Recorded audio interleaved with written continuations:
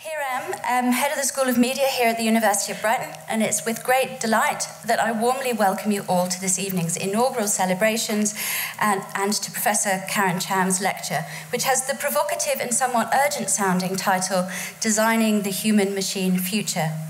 Yesterday, my attention was drawn to the International Future Forum's very compelling articulation of our current historical moment that I thought would be right to share with you in light of tonight's discussion. They write of a time of conceptual emergency. These are powerful times in which the world we have created has outstripped our capacity to understand it. We're experiencing a step change where complex human systems now operate within other complex systems, often with modes of thinking and practice developed in far simpler days. This is a new world, raising fundamental questions about our competence in key areas of governance, economy, sustainability, and consciousness. We're struggling as professionals and in our private lives to meet the demands it is placing on traditional modes of organisation, understanding, and action. The anchors of identity, morality, culture coherence, and social stability are unravelling, and we are losing our bearings. This is a conceptual emergency. Wow, I'm sure you'll agree that that's a very powerful and evocative description, and you'll recognise elements of your own professional and personal experience within it. I know I do. Fortunately, the IFF have also suggested 10 steps that you can take in response to this emergency, so don't panic. I'll leave you to look them all up, but the first step that they prescribe is design for transition to a new world. In this world of data, automation, and artificial intelligence, at least, they argue we must become hospice workers for the dying culture and midwives for the new. We've done this before at the dawn of the industrial age, when thinking in philosophy, science, and the arts was translated into curriculum, social policy, and community organisation. Will we show the courage to do so again? They urge. Professor Cham has worked at the interface between human and machine for more than 25 years, playing and working with the possibilities, testing, retesting, and redefining the capabilities of early digital technologies as machines of expression, cognition, and ever deeper learning, developing innovative products, services, and importantly, new collaborative curricula. Through this work, she has never shied away from, but has always engaged with and responded to complexity, and worked tirelessly to champion the positive, emotional, social, behavioural, and cultural power of these new technologies and our new machine-human becoming. It is visionaries, pioneers, inventors, and artists who will help us to recognise and respond to the complexities of the new world, as described so beautifully by IFF. A pioneer in the field of digital transformation, an artist, an innovator in her own right, we are very lucky to have you amongst us, Karen. So it is with no more further ado that I welcome Professor Karen Cham to the stage.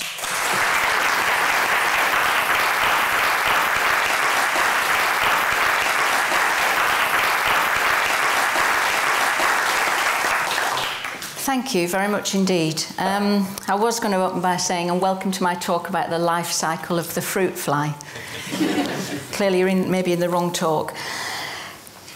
A lot of what I do falls under the conceptual terrain of post-humanism, and I'm going to explain that really simply, and I'm going to explain a lot of other big words really simply. In 1999, a seminal author, Catherine N. Hayles, wrote about the possibility of downloading human consciousness into a computer in a very important book, How We Became Post-Human, Virtual Bodies in Cybernetics, Literature and Informatics. At the time, the idea that we could download our consciousness onto a computer was a radical science fiction, contentious type of idea. Clearly, it no longer is such a thing. So if you think about what you don't download onto a computer, that's quite a difficult task. In 2011, I wrote a paper for the British Computer Society suggesting that this downloading created a form of data exoskeleton, and presupposing that that left a very individual and potentially powerful trace of our thoughts and behaviour. Some of that's implemented now in our day-to-day consumption. For example, when you buy things, you may get a suggestion of what other people have bought, or what you've bought before might suggest that you might like something else along those lines. So it's data analytics from that data exoskeleton that gives us data-driven nudge, which is a suggestion or an attempt at persuasion about what you might do next. It's also commonplace for sentiment analysis, for organisations and businesses to scrape analytical data from your tweets or your social media posts to understand how people are feeling about certain things at certain times. So for me, this is really about the medium and the message. We know in mass media, in mass communication, we know about propaganda, a top-down communication from authority about how things should be. Conversely, we're now in a situation where we've got a very complex environment and we end up with the opposite, which is fake news, where the message is so disseminated and evolved it's come to mean nothing at all. So there must be a medium somewhere between propaganda and nonsense. Neural plasticity is something that interests me a lot, and to explain this again simply, I'm just going to show one slide for a moment. Now for me, I hear it, and then I feel it, and then I think I'm thirsty. And I actually drank more Coca-Cola whilst writing this presentation. I did.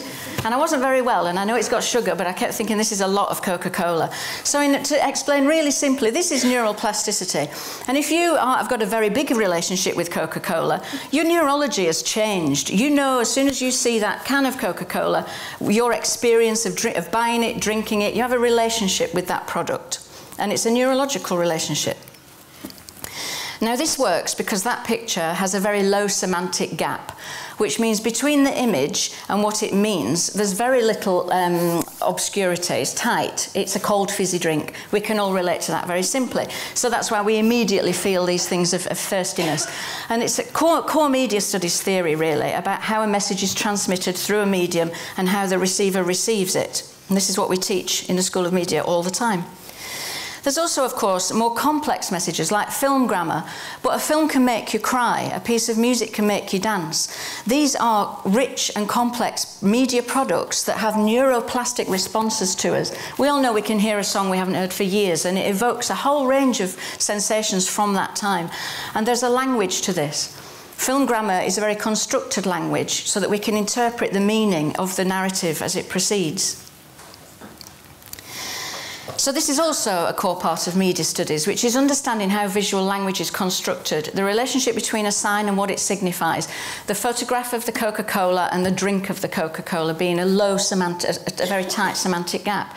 Then we've got agreed codes and conventions, like the system of road use and traffic lights. We even use traffic lights now on food packaging because we all have an implicit understanding of red, amber and green, or at least in urbanised environments. And then there are, of course, cultural specific legacies and codes and conventions. That's the Chinese lucky charm. And we all have things where we may have what we understand as a nonsensical or an emotional attachment to something. But you may find, perhaps, that if you drive with something like that, you drive more safely or you drive more chaotically because you've got your lucky sign. So for us as designers, these are things that are known as affordances and agency. The traffic lights cause people to stop. There's an affordance, there's an agreed language, there's a discipline to it. So in terms of the handle on the door, the affordance is the handle. The agency is the action of the possibilities, and the affordances nudge behaviour. You see a door handle, you know which way you're going to go, or very often we all do it wrong, which is poor design.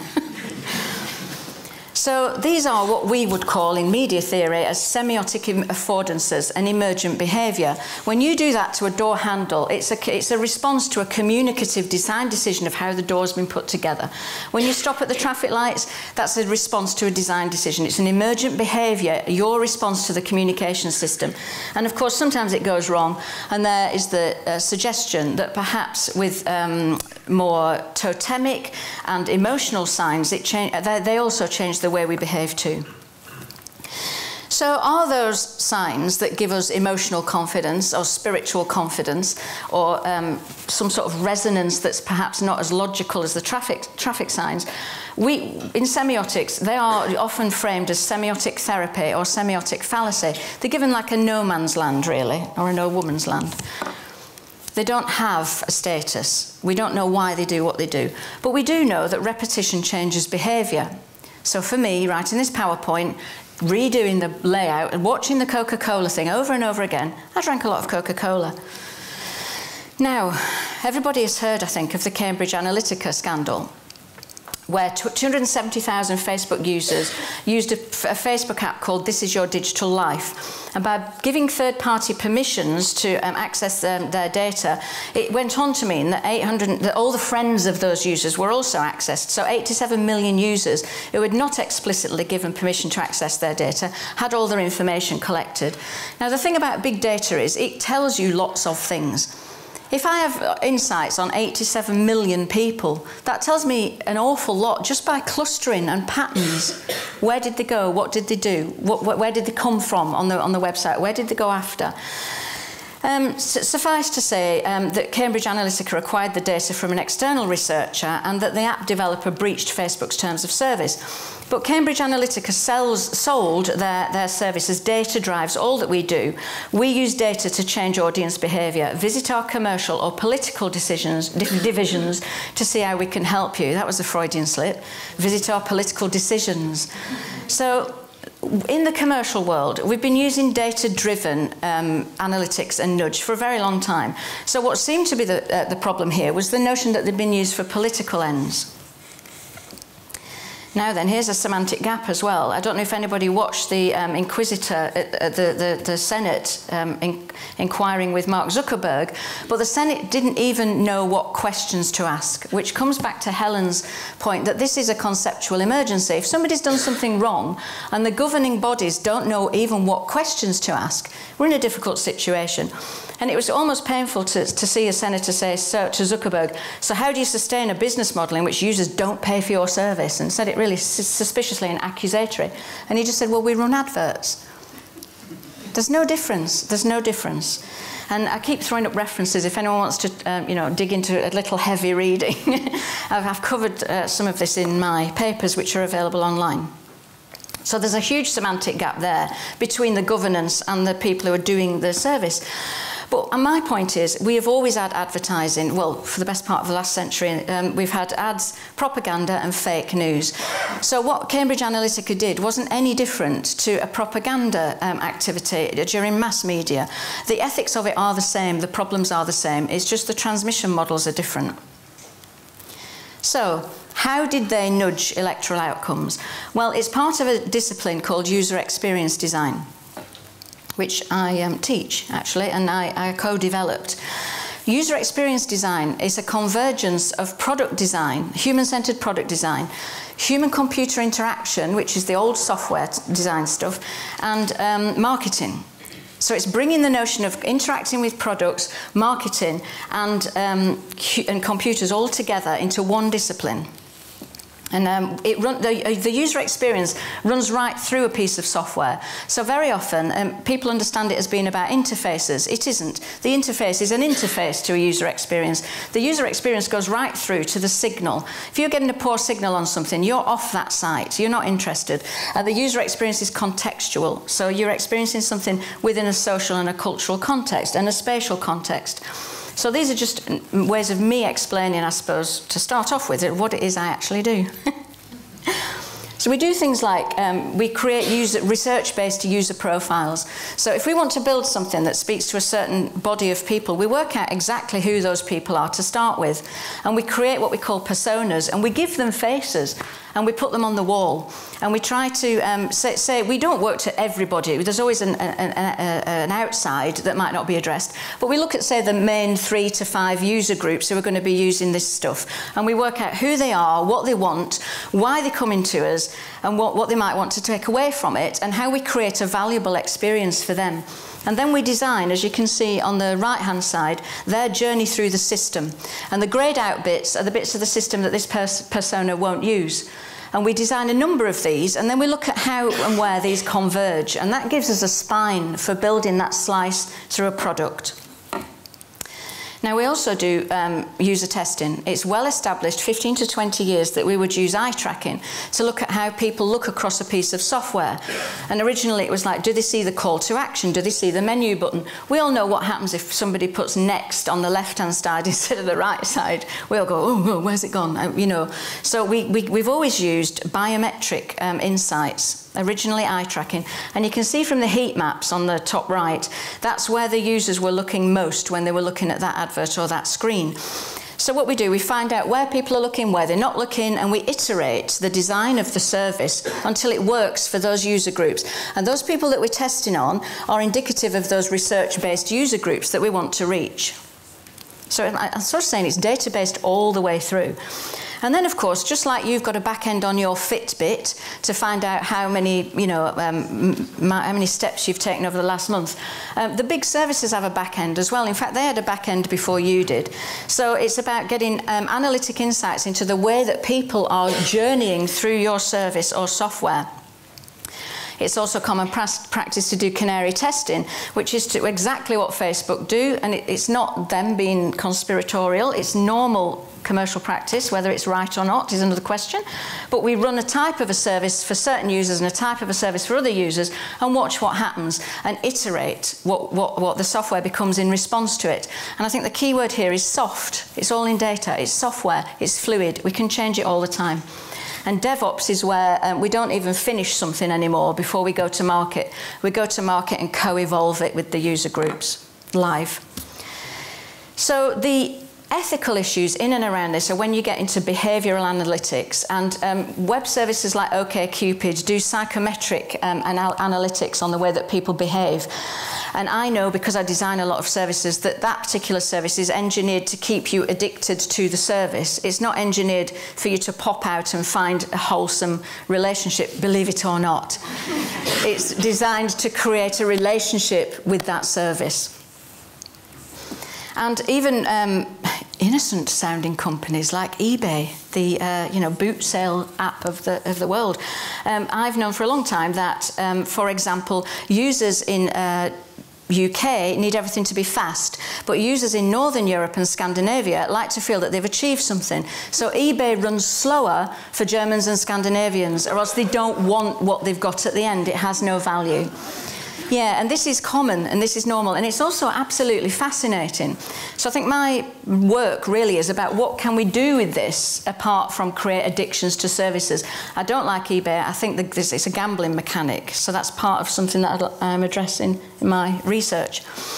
Now, another big common word at the moment is digital transformation. So I'm trying to just map out a terrain so that you understand what on earth my research is about at the end. I am Professor of Digital Transformation Design. So what does that mean? Effectively, industrial pipelines are obsolete. The proliferation of digital technologies means that communication, logistics and production are no longer pipelines. We have something called digital disruption, where a new digital product or service comes along and it atomizes those previous structures and it destroys livelihoods and businesses. We're left with something that looks like this. The materiality of digital media is agile, human-centered ecosystems that are in constant flux. So it's back to that notion of soft again. We are working really with a material language, and it transmits amongst us as a language, and it evolves as a language, and it's as close to us personally, socially and neurologically as language. So we do get things like digital disruption. For example, a business has an existing culture. A university has an existing culture. When we come to implement a marketplace has an existing culture. And when we come to implement new technologies, we need to implement them in such a way that they digitally transform the valuable parts of that culture. There are situations where we don't want disruption. For example, in hospitals. There are mission-critical environments where digital disruption is really not a good idea. So when we digitally transform things into the world of computing, it's quite easy to digitally transform simple things like send an email. So we digitally transform that concept into an envelope, click send, off goes the message. That's easy. That's low level. It's syntactic. It is the syntax of interaction. There are also other opportunities which is known as skeuomorphism, where you digitally transform an existing tool, like a calculator. And you'll notice not just the layout, but even the colour scheme has moved into the digital realm. So we carry on using, we have a camera on our phones that clicks. It doesn't need to click. We need it to click. So very often the digital transformation of existing tools is relatively simple as well. But then we also have what I'm calling today legacy interface nonsense. Things like banking. Cash is a representation of value. And the semioticians in the room are going to love this. The bank account is a representation of that representation of value. The bank card then represents that representation of that representation of value. And on that representation is a numerical representation of the representation of the representation of that representation of value, which I'm then required to manually type into a digital screen. This is an interaction designer's idea of torture, because at the end of the day, you could argue that money was always pure data. It's conceptual value, and now it certainly is pure data, because all that happens is some figures change in a distant realm after that mountain of interaction. Anyway, I won't go on. We also have difficulty with the digital transformation of semantics. We've all done it. We write Santa, we get Satan. Sometimes these things are wholly inappropriate. It took me a long time to find an acceptable one, because the internet is full of horrendous autocorrects. So if you're worried about robots taking over the world, just remember, this is the robots. Okay, so we'll start there. The digital transformation of semantics is difficult. The computer doesn't know that that's an inappropriate statement and it should be couched differently. It doesn't know the meaning, does it? Grandma is in the grave. That's not very nice. The computer doesn't know that's not very nice. It doesn't have a semantic frame.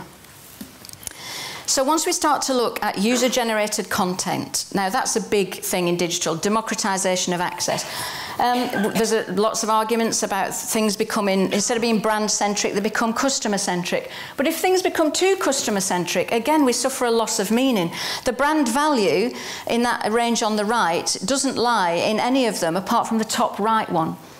So I've gone commercial again, but for the purposes of the argument, the semantic value lies in the iconic design of that tomato sauce bottle. So if you're digitally transforming your brand, how do you make sure where that value lies and not have it destroyed? User-generated content leads to something, folksonomies, which is people's idea of how things are, like folk knowledge. Folk knowledge is a brilliant thing, but it can also be nonsense. It can be fake news. It can be rumour. It can be a witch hunt. So how do we preserve value? How do we preserve semantics? How do we preserve knowledge? Now, I just wanted to touch on this. Digital transformation also creates an access to value ratio problem. Blockbuster, it's an epic format fail. If you sell signals, which is essentially what is on a video cassette, you should have known that your plastic, the days were numbered for your plastic boxes. There's a new distribution method. Blockbuster went bust because they didn't digitally transform fast enough, because they didn't see it coming. However, Spotify and Netflix started as pure digital, working with digital content, but they made everything accessible to everybody. So guess what happened? Nobody wanted anything. You may have experienced this yourself. You think, I can listen to anything in the entire universe. Oh, there's nothing on telly. There's only 7,000 channels. So there's a big access to value ratio, which digital sort of, it democratizes things, but it can also dissolve them into nothingness. Digital as a material language. I know that Topshop went live with their big e-commerce site a good few years ago, but they couldn't fulfill at the speed that the system accelerated the sales. Somebody hadn't quite put it together that if you're reaching a global audience, you might need a few more people in the warehouse. Similarly, House of Fraser. This is quite painful for me because I quite like House of Fraser. I'm getting silly now. No, but it's painful for me to see the lack of understanding. House of Fraser and Debenhams have destroyed their own value chain by having a permanent fire sale on a website. It's really, really easy to design your digital to work around your existing value chain. They could have used it to drive traffic. You could have put things in a basket and gone to see a personal shopper. You know, you didn't have to have a permanent fire sale and close all your shops. So I think what I'm saying is a material language has a semiotic fact. It has a real social outcome to it, whether we like it or not. And the third generation, now I'm not going to rant, honestly, but my description of Uber is it's designed on a desktop for a desktop. They didn't account for the social deployment of the tool. It's actually an on-demand paid-for lift from one of a local network of owner-drivers who have time on their hands they've got time on their hands and they're circling nearby. I don't fancy that. I don't need to save £1. I'm okay. Similarly, Airbnb, rent out a house, room, sofa, half your bed for one night at a time to a stranger off the internet. I'm not that poor. Now, as these things evolve and they create an ecosystem of folksonomies, the bulk of people giving it 4 stars, you think, well, 7,000 people couldn't have given it 4 stars. No, but a bot could have given it 4 stars. There is no evidence whatsoever. Have you spoken to those 7,000 people?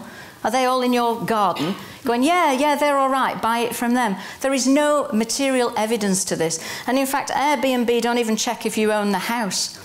So I can effectively rent out any house I can get access to any stranger that happens to come across my advertisement. I don't think it's good practice, and it's certainly not good design. So the reason all this matters, I don't know if you've seen a TV show called Bad Robots. You've got to watch it if you're slightly geeky. It's ever so funny. And there's a sketch about disabled access is important to this shopping centre. What type of animal would you be happy to see assisting a blind person? A hearing rat, a flock of location geese, or 2 equestrian eye aids? This is correct syntax and empty semantics. And it's entertaining, it's humorous. But what if that is an AI box-ticking exercise to provide disabled access to a shopping centre? The absence of intelligence, of value, of meaning, of humanity is a problem. So that's what we call a high semantic gap. So now you know. If anyone ever asks you about the semantic gap, we've got in the Coca-Cola advert from the image, which is very close to our human experience, we read that as if it's a drink in front of us. We don't. In the system, there's a big semantic gap. The transference of values in that context is missing. The gap between what data can do and what human intelligence requires. And I love this. This is algorithmic complexity. And admittedly, it's from 2005, but the principle still stands. The left is low algorithmic complexity. The right is high algorithmic complexity. Do you know what the one in the middle is? Medium.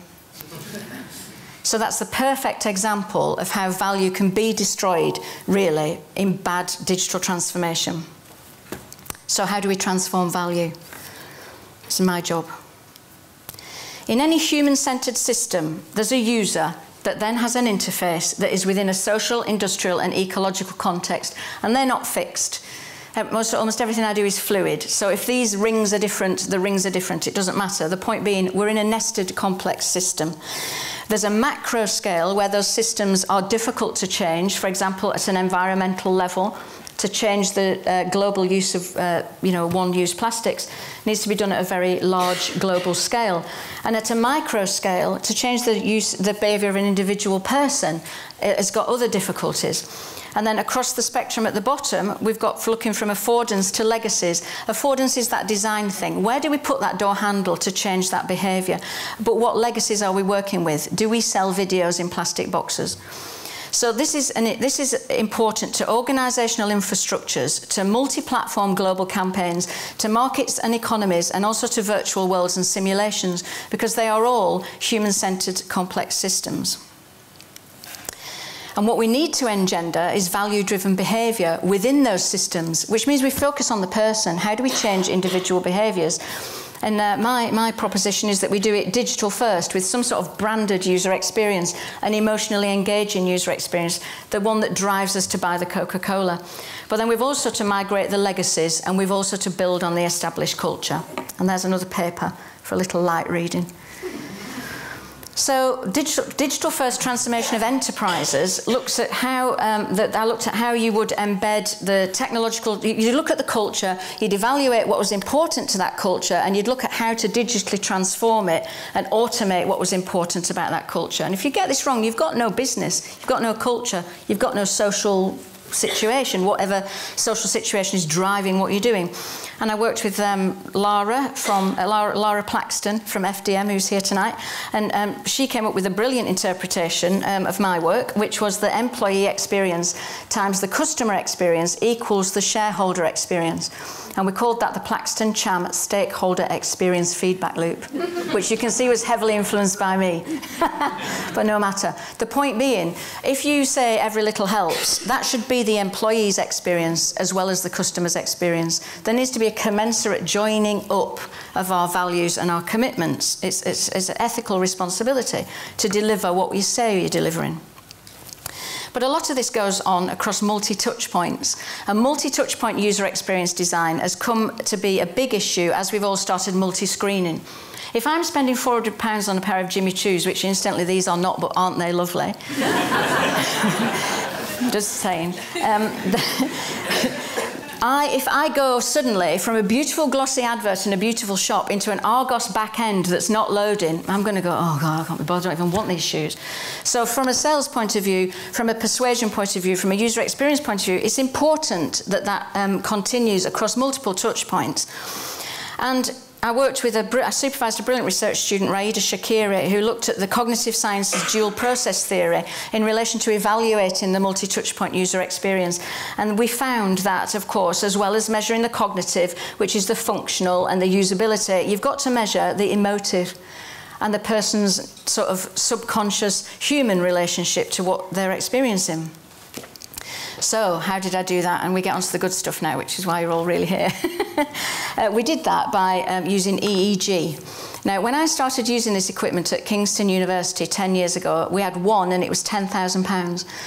I bought one about 2 or 3 years ago for $800, and my colleague Andrew Lee, research fellow in artificial intelligence, has one in his bag, and it's $99. Doesn't work very well, but it allows you to actually sit and look at your own brain waves. And we were talking to some young people earlier tonight, saying when you're in an alpha state, you're in an alpha state when you're watching TV, which is why you're open to suggestion from advertising.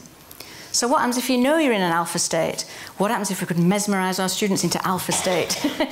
But it gives us all sorts of insights into how to communicate, how to nudge neural plasticity, and how to change behaviour. And that doesn't have to be buying shoes. It probably will be for me. So looking at trying to dig into what makes advertisements so persuasive. Quite a long time ago, I developed a machine learning ontology for Roland Barthes' Panzani pasta advert. That's where everyone else means nothing but the School of Media. You're like, oh, yeah, wow, great. In the 60s, a body of research came out that started to look at how adverts were manifestations of mythologies, of what we like to believe about things. So Roland Barthes demonstrated by deconstructing the advert that we weren't buying tomato sauce or the pasta sauce. We were buying the mythology of Italianicity. We were buying a group family experience, a wooden table, the sun, the Tweety birds, the olives, the longer life. We're buying into a lot of subconscious associations that are built into that advert. And I started teaching a machine how to discriminate between Italianicity, Mexicanicity and Indianicity, which is my idea of a good time. Trying to teach a machine the potential implications of a tomato in different contexts. I'm hoping that might sound better than it does in the context of the rest of the lecture, but maybe not. Now we get on to important things. Then I started to look at the role that brand played in addiction, and I worked with a smoking cessation research project at Kingston University with pregnant women who were trying to obviously give up smoking, and I was asked to design an app, and I came up with because the one they had, it just opened with loads of information, and I was thinking, you don't want to be wanting a cigarette and start reading cigarettes are bad for you, and we know all that, it doesn't make any difference. So I thought, what if the app looked like a packet of cigarettes? What if it worked as a placebo?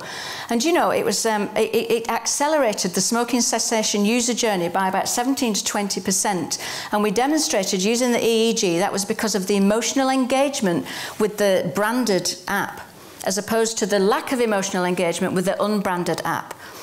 Now, we don't have a basis for this. There's no media theory that goes, yeah, quantitative results on physical addiction by changing how the interface looks. We don't know what subject this is. But we do know that it worked and that it's important. I went on to work on a mental health project with a partner called the Atmoscope, who'd worked out a self-monitoring mechanism for young people in the wake of the London riots. And we worked with a North London hospital to develop something that we were trying to capture from people's colour choices and from the haptics of how they used the system, how they were feeling that day. Then I also worked on building a big data hub to engineer a cultural economy, where we involved all the stakeholders in the arts marketplace. So this is a macro level of the same thing, and brought together digital systems that were going to accelerate desirable outcomes for that community of stakeholders. For example, helping emerging artists get online, helping them find agents, linking them to galleries, and creating a whole ecosystem and nudging the growth of online art sales. And it was funded by Nesta and the Arts Council, and we had a lot of analytics out of the back end that gave insights into the arts marketplace. And again, I think the point of that is the legacy of the arts marketplace. That's a really complex value legacy. You know, there's all jokes like, why is that Banksy sold more for more when it's been shredded? Well, it just has. And if you're going online, you need to migrate all that. Spotify didn't migrate hunting for the red vinyl. The core mechanics of the music industry were lost. Onto something more serious again, I also worked on a big e-learning project where instead of creating an online archive of materials so you could go, oh yeah, they're like that, we built something so that you experienced learning. So the findings of the research was that Faccione's 6-stage model of critical thinking is core to learning. So I built and tested a system that modelled the experience of Faccione's 6-stage model of critical thinking, and that went live as an open source MOOC, which means hopefully we are nudging huge amounts of critical thinking, irrespective of the content, because we're pushing students through a process that nudges the neural plasticity. So is this still teaching, or is this dubious social engineering? I don't know. So this brings me on to my research, which is about designing valuable singularities. What is a singularity? You may have heard about it. It's often reported as the terrifying moment where the point of no return, where robots take over the Earth, but it isn't. It's actually a point at which the intelligence that's created the technology, which is us, and the technology that's improving our intelligence in return reaches a point at which it takes on an infinite value. We're not very far away from that. We're in a symbiotic relationship with our machines. They're learning from us, we're learning from them. And it's most easily achieved in an immersive environment, actually, with a closed system where there's a low semantic gap, because you've got a tighter relationship with the machine. So, in 2010, the first singularity that I created was using the brain-computer interface not to measure responses, but to drive interaction. So this tool came with a set of an amount of content where you could move images by thought. Now, at the time, the content was a lorry, a dinosaur, and a box. And it was very, very hard to do. So I thought, surely it's hard to move a lorry, a dinosaur, or a box. Perhaps it's easier to move a balloon or a feather. And guess what? It was much easier to move an image of a balloon or a feather by thought using this EEG machine than it was to move a lorry or a box.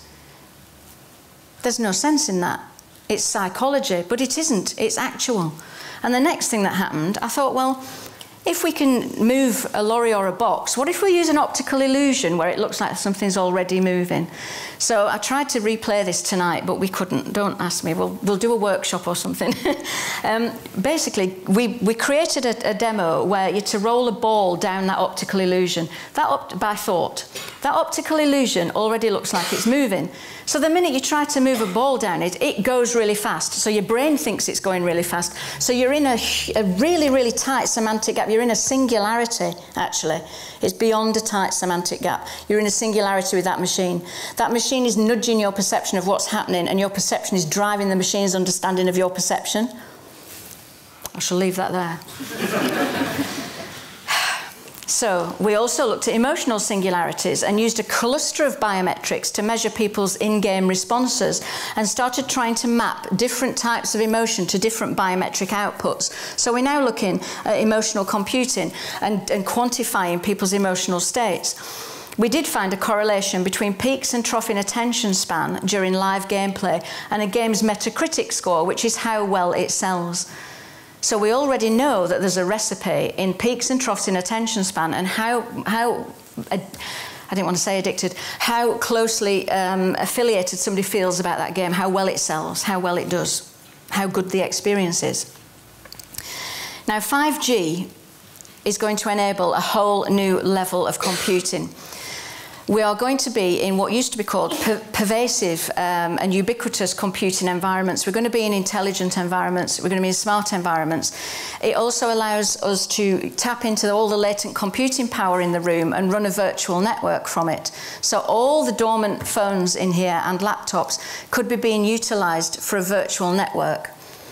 So this gives us the potential for a lot more data collection and a lot more data-driven interaction, but also a lot more potential intrusion.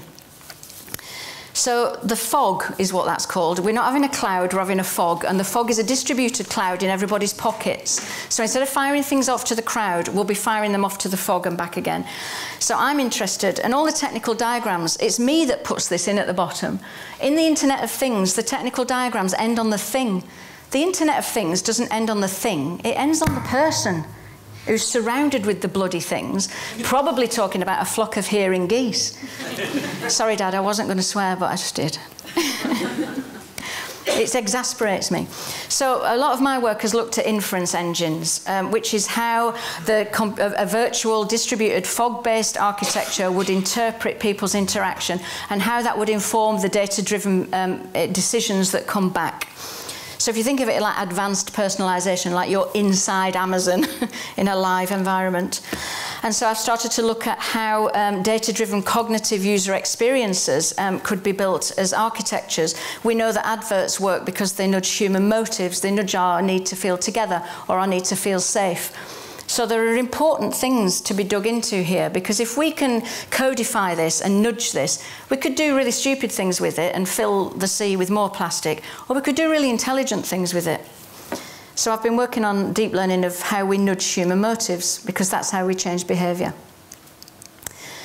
And I've come up with what I'm calling full stack cognitive user experience in the fog for Internet of Things and AR and VR. Don't worry about it. But it'll be real time, and it'll be connected, and it'll be responsive and data-driven feedback loop, and it'll be driven by intelligent machine learning architectures. For example, your daily activities gather implicit information into an inference engine, and hopefully my research will enable us to work out whether we're being engaged, nudged, persuaded, coerced, or addicted. And so that the real-time analytics and data-driven cognitive user experiences that change our behaviours are ethical. We don't want to create a world full of digital addicts. It's not going to be useful.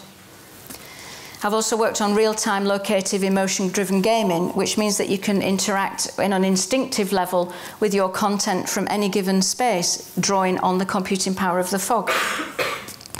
And finally, almost finally, I'm working on the idea of a telepathic user interface, because I already know how to interact with machines by instinct. And I'm thinking about how we could interact with each other by instinct, by virtue of wearing one of these little EEG helmets, or indeed how the machine will know when I'm annoyed with it and it should back off and leave me alone.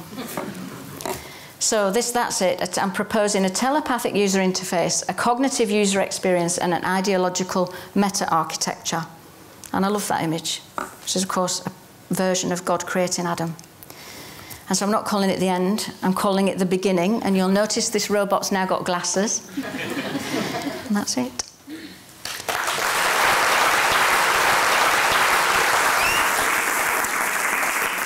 And may I now invite Professor Andrew Church, Associate Pro Vice-Chancellor for Research and Enterprise, to close the event.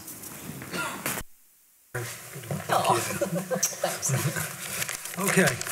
Well, so Karen's thanked everybody. I have the pleasure of thanking Karen on behalf of the University of Brighton and the audience for what I'm sure you'll agree was an inspirational inaugural lecture. It's a true inaugural. It's a wonderful range of material, from complex theory to the everyday. And I thank Karen for highlighting not only her research, but giving us a real sense of the cutting-edge nature of her teaching as well. But there was also one theme that ran through that lecture that, having known Karen and worked quite closely with her, I felt she was underplaying. That was Karen's immense engagement with the private sector and the industry. I know Karen's commercial clients that didn't get mentioned there, who've come seeking her digital skills, include PlayStation, Topshop, ITV, Diesel. And that impressive youth-facing list of clients, I think, reflects the cutting-edge digital space in which Karen's research takes place. But like all good inaugural lectures, Karen was provocative and challenging and questioning some of those private sector organisations. Karen reminded us of the ethics and the related inequalities of human media-machine interactions. Indeed, 10 years ago, Karen wrote what I remember as a very prescient article. It took me 5 years to catch up with it when colleagues recommended that I should read it. It was called The Aesthetics of Interactive Art.